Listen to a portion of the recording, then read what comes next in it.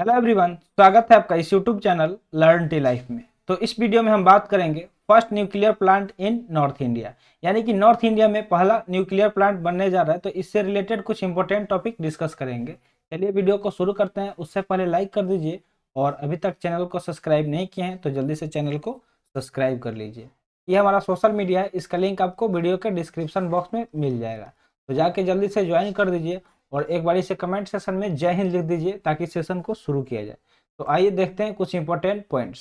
देखिए दिया गया, the union minister for science and technology recently announced that a new nuclear plant is to be built in Gorakhpur and Haryana, यानी कि गोरखपुर और हरियाणा में एक नए न्यूक्लियर प्लांट बनाने का घोषणा किया गया है। किनके द्वारा किया गया है? तो जो मिनिस्टर है साइंस एंड टेक्नोलॉजी के द्वारा, ठीक है, उनके द्वारा हाल ही में घोषणा किया गया कि एक नए न्यूक्लियर प्लांट का स्थापना किया जाएगा। कहाँ कहाँ पे? तो गोरखपुर और हरियाणा में। This will be the first nuclear plant in north India. तो ये क्या होगा कि नॉर्थ इंडिया में सबसे पहला न्यूक्लियर प्लांट होगा। तो ये चीज आपको नोट कर रहना है कि नॉर्थ इंडिया में पहला ये क्या होगा? न्यूक्लियर प्लांट होगा।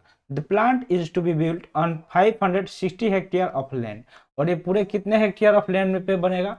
तो 560 हेक्टेयर ऑफ लैंड, यानी कि बहुत ज्यादा ये स्पेस है इसके लिए। टोटल 560 हेक्टेयर जमीन का इस्तेमाल किया जाएगा इस पावर प्लांट को बनाने के लिए। It will generate 2800 megawatt. ये कितना इलेक्ट्रिसिटी प्रोड्यूस करेगा? तो 2800 मेगावाट इलेक्ट्रिसिटी प्रोड्यूस करेगा।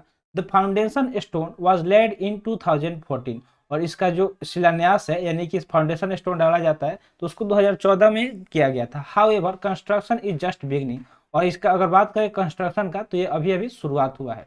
The first phase is to be completed by 2025। और इसका जो पहला फेज होगा वो 2025 तक बन के तैयार हो जाएगा। And the second phase is two by 2028। और दूसरे फेज बनने में इसको लग जाएंगे 2028 तक, मतलब ये बनेगा। As the second phase completed the plant will be full operation generating 2800 megawatt. यानी कि टोटल दो फेज लगेंगे इसको बनाने में। तो पहला फेज बन के तैयार हो जाएगा 2025 तक, और दूसरे फेज में लग जाएंगे और 3 साल एक्स्ट्रा, यानी कि 2028 साल। 2028 तक दोनों फेज बन के तैयार हो जाएंगे। उसके बाद ये जनरेट करना शुरू कर देगा 2800 मेगावाट इलेक्ट्रिसिटी। अब बात कर ले कुछ इंपॉर्टेंट टॉपिक्स का। तो टॉपिक्स है, who is constructing the plant.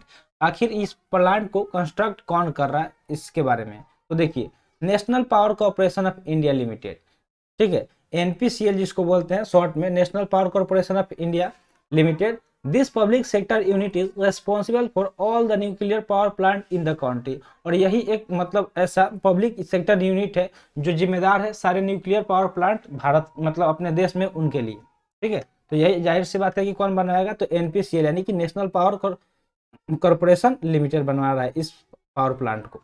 Why the delay? तो इसमें डिले इतना क्यों हुआ ये जान लेते हैं। तो देखिए, land acquisition issue main problem होता है। देखिए, कोई भी सरकारी काम होता है, रोड बनवाना हो, कोई प्लांट बैठाना हो, तो सबसे बड़ा प्रॉब्लम आता है जगह का। क्योंकि जो जमीन है उस पे लोग, अगर लोगों के मतलब वहाँ पे जो लोग है तो वो देने का मतलब सरकारते नहीं है, वो एक्सेप्ट नहीं करते हैं कि हाँ मैं ये जमीन दूंगा। फिर मतलब वही सब इशू हो जाता है। फिर सरकारों को थोड़ा बहुत उसमें टाइम लग जाता है, सबको मनाने में, उनको जो भी पैसा देना है ये सब चीज करने में। Owners of the land where the plant is to be built refuse to vacate. यानी कि जहाँ वो ऑनर्स थे, यानी कि जो जिनका भी वो जमीन है जहाँ पे प्लांट को बनाया जाने वाला है, तो वो सब मना कर दिए, रिफ्यूज कर दिए देने से, ठीक है, यानी कि उसको खाली करने से मना कर रहे थे। To them the compensation provided by the government of India to vacate the land was insufficient. देखिए, ऐसा क्यों होता है कि वो लोग बहुत ज्यादा पैसा मांगते हैं, मुंह मांगा पैसा मांगने लगता है कि मुझे इतना पैसा मिलेगा, जितना आखिर जमीन का वैल्यू होता भी नहीं है उससे भी ज्यादा डिमांड हो जाता है। इस वजह से सरकार थोड़ा सा डिले कर देता है इन सब चीज में, और थोड़ा बहुत इधर उधर करके, तो इसलिए टाइम लग जाता है। तो गवर्नमेंट ऑफ इंडिया से वो काफ़ी ज़्यादा डिमांड कर रहे थे, उसके बदले कंपनसेशन का, मतलब जो पैसा दिया जाएगा उस जमीन के बदले में, जो क्योंकि वो डिमांड कर रहे थे कि जो सरकार पैसा दे रही है वो इनसफिशियंट है, यानी कि उनके लिए सही नहीं है। Due to the delay the government of India was facing financial losses of RS 7 crore to RS 8 crore per day. और देखिए, इसमें जितना ही डिले हो रहा है तो एक दिन में पर डे में 7 से 8 करोड़ का घाटा हो रहा है भारत सरकार को। तो समझ लीजिए कि कितना ज्यादा घाटा होगा। अगर ज्यादा जितना डिले होगा उतना ज्यादा सरकार को इससे लॉस होने वाला है, फाइनेंशियल यानी कि आर्थिक रूप से।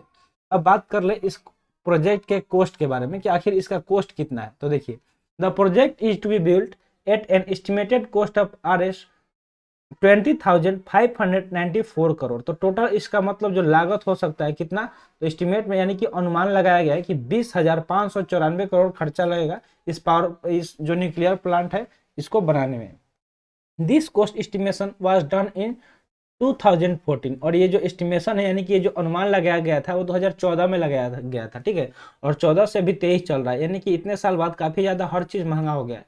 तो अब इससे ज्यादा भी जा सकता है, इससे कम तो किसी भी कीमत पे नहीं जाएगा। तो इसका जो एस्टिमेट कॉस्ट होगा ये इससे ज्यादा बढ़ने वाला है, ठीक है। With increasing inflation the cost would have now increase. तो बताया अभी अभी कि उसके बाद काफी ज्यादा महंगाई बढ़ गया है मार्केट में हर चीज, क्योंकि 14 के बाद बीच में लॉकडाउन आ गया, उसकी वजह से तो और चीजें महंगी हो गई। तो क्या हुआ, इन्फ्लेशन देखने को मिला, और इससे क्या हो जाएगा कि इंक्रीज मतलब इसका जो कॉस्ट है और ज़्यादा बढ़ता हुआ देखने को मिलेगा। अब बात कर लें जोन्स इन इंडिया, यानी कि जो इंडिया है इसमें जोन्स कौन कौन से वो बात कर लेते हैं। देखिए, एक है नॉर्थ इंडिया। नॉर्थ इंडिया में कौन कौन आता है, तो हिमाचल प्रदेश हो गया, पंजाब हो गया, उत्तर प्रदेश हो गया और हरियाणा हो गया। ये सारे क्या हो गए, नॉर्थ इंडिया जोन में आते हैं। उसके बाद आता है साउथ इंडिया जोन। तो साउथ इंडिया में आता है एपी यानी कि अरुणाचल प्रदेश। उसके बाद आता है, नहीं अरुणाचल प्रदेश नहीं होगा, ये आंध्र प्रदेश हो जाएगा। क्या हो जाएगा, आंध्र प्रदेश हो गया, कर्नाटक हो जाएगा, तमिलनाडु हो जाएगा और केरला हो जाएगा, ठीक है। क्योंकि आंध्र प्रदेश साउथ में आता है, अरुणाचल प्रदेश तो पूरा कहाँ पे जाता है, ईस्ट में है, ठीक है, वो ईस्टर्न जोन है। तो साउथर्न जोन कौन कौन सा है, अरुणाचल प्रदेश, कर्नाटका, तमिलनाडु और केरला। देखिए ईस्टर्न जोन में कौन कौन सा है, बिहार है, झारखंड है, उड़ीसा है और वेस्ट बंगाल है। ये सब कौन सा है, ईस्ट इंडिया के है।